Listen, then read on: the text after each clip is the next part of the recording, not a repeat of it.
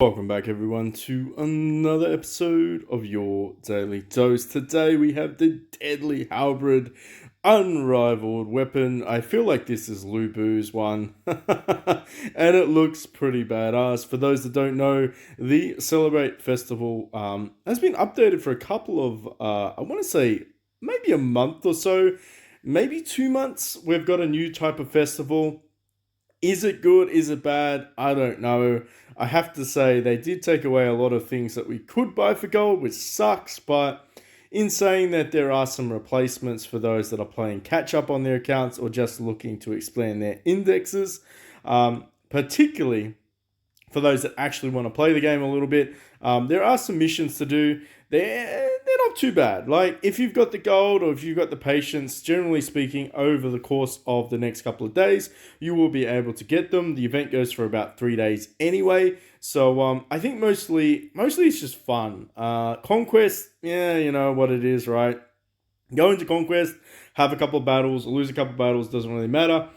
Beast Expedition is a little bit different though, so it's not bad, okay? You have to do it 6 times, but you do get some flowers.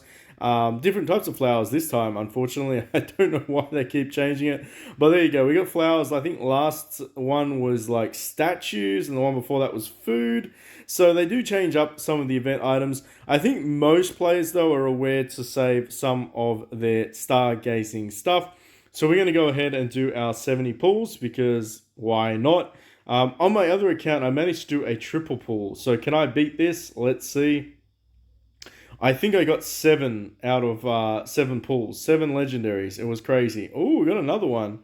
Can we get... Oh, we got another one. Maybe they upped the drop rate. Who knows? One more time. I think that should be enough, but we did manage to get a couple. I think we got like 3 or 4, which isn't too bad. Let me know in the comment section how many you managed to pull. Like I said, I added it on Facebook so that everyone could see. But basically, every day you get some free gold and you do get a couple of these treasure pools. You can save up and just do a 10 bomb, or you can do the individuals. It really doesn't matter. If you're a free-to-play player, it's just free stuff. Honestly, if you do get it, it's great. If you don't get anything, it doesn't really matter. Free stuff. But if you are actually looking to go for the premium pool, i.e. the Sky Piercer, you do need to do 110 of the previous ones.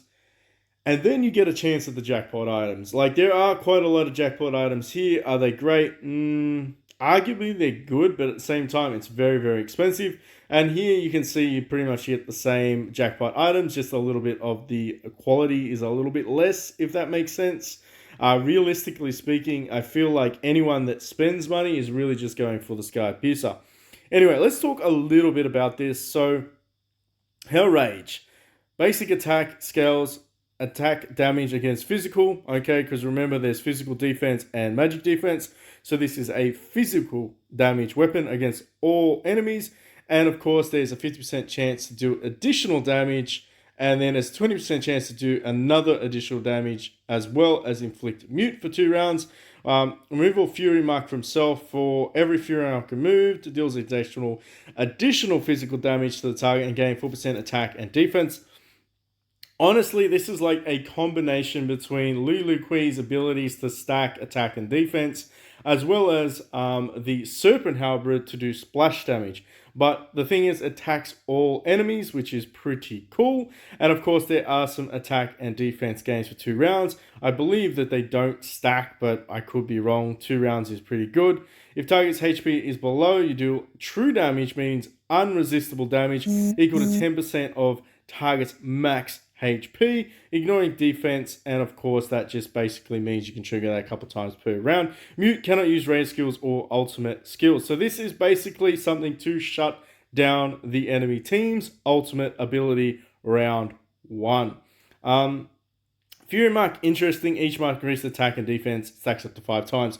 I feel like this over the long haul is not too bad, but the reality is 5% or 4%, it's negligible, okay? Because there's a lot of abilities that will just give you burst damage anyway. There's a lot of combos that just give you straight up 30% damage increase and things like that. So the reality is 4% attack and defense is nice, but it's not really why would you use it.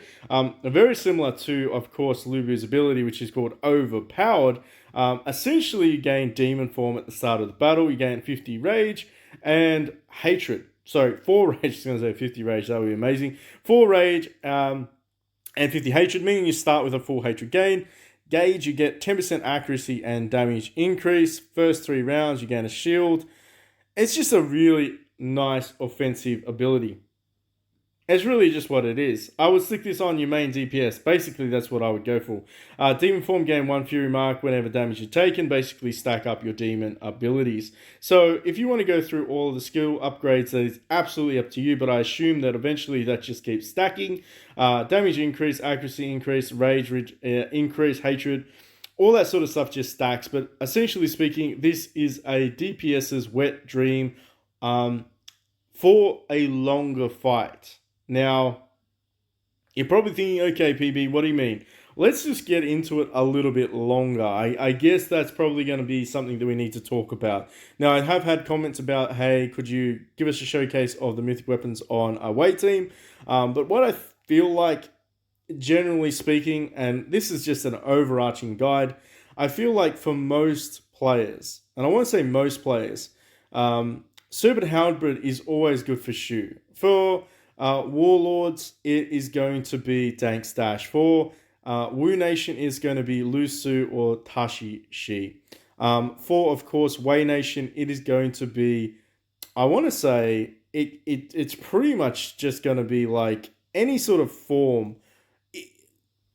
Halberd, right? Halberd just makes sense for Liao Zhang.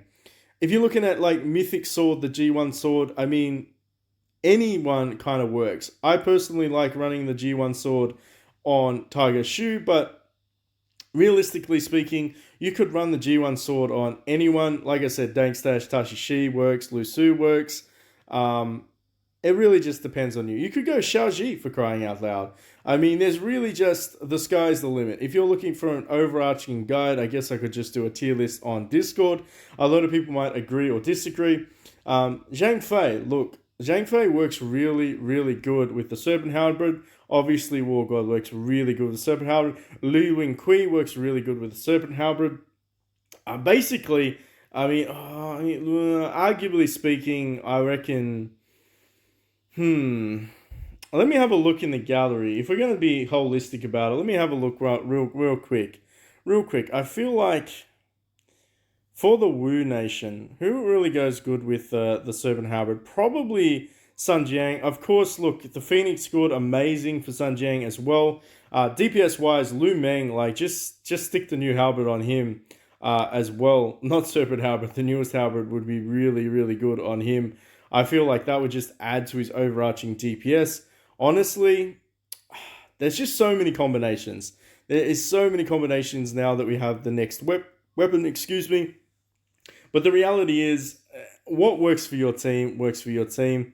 I don't feel like I need to... Look, it just would be too complicated, every single nation going through it. If you have any like specific questions that I can pinpoint in the comments or the Discord, I will do that. Of course, on Facebook as well. Just Mythic Charms. Look, I really don't like Zai's Charm. It is very defensive. If I was going to put anything, I would probably put that on Sharpie. If you were curious about that. The sword, I would put on Puppet Shu. The Jade Halberd, I would put on Liao Zhang. The newest weapon, honestly, I would probably put the newest weapon on Zhao Dun.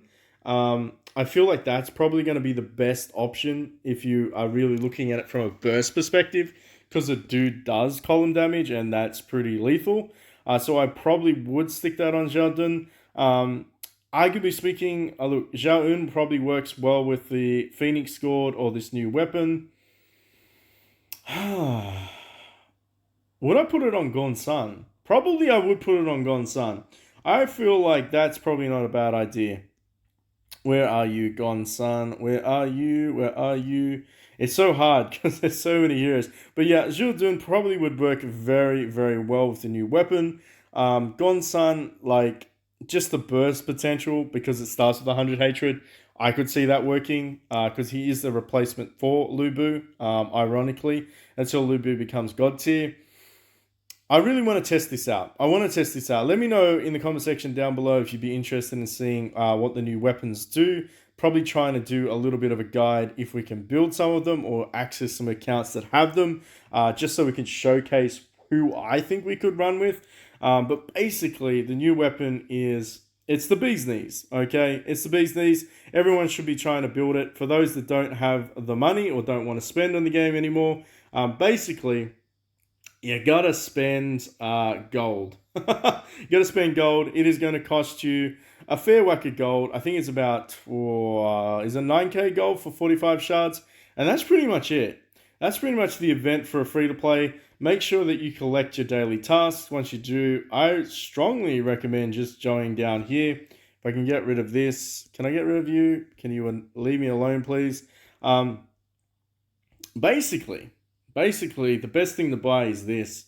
Just grab that. Honestly, out of all the things you can grab, I just grab those. If you want to use like your flowers or anything like that, I just go for the advanced ones, because the reality is there's only really two really good ones, and that's pretty much it. Like, there's nothing else to talk about in this event. You need to pick if the situation calls for it. If you need mythic stones, get mythic stones. If you need these talismans, or what are these called? Charms, sorry, not talismans. Pick those. Basically, the event is free, and I ignore it. Look, I just go in there, I grab my stuff, I grab my gold, and then I forget about it. Last day, of course, for the pools here, if you are curious about doing some pools, that's pretty much going to be your only option. But honestly, I'm excited, because I think Annihilation event will, and I'm speculating, I think Annihilation event, when it pops up, will probably have the gourd in it, the Phoenix gourd, which for this team, I think for this team, I'm probably gonna go with honestly, I mean, Wei Yan really works well with this, but I would probably go Wei Yan. I could potentially go Papachu, maybe Papachu with get the Phoenix scored. I'd have to see. MC, no, I don't really want to do the MC. I don't know. Let me know in the comment section down below. Who do you think the artifact should go on? And I probably will have access to a couple of accounts, God willing, that will be able to showcase the newest weapon if someone would like to build that and have that showcased. But essentially speaking, it is a DPS weapon. Stick it on your Gen 5, stick it on your top DPS, and you will see those aspects shine. I love the fact you transform, and I love the fact that you get 50 hatred. So basically, you start round 1 with the ultimate. I would be very, very, very happy to try this on Gonsun. Sadly, I don't think there's any Warlord endgame players out there, so I might have to spend and get that eventually. But in saying that, if you have any questions, hit us up in the Discord and the link in the description box. I'll see the OGs in the comment section down below. And of course, if you see me on Facebook, don't be afraid to say hello there. Until next time.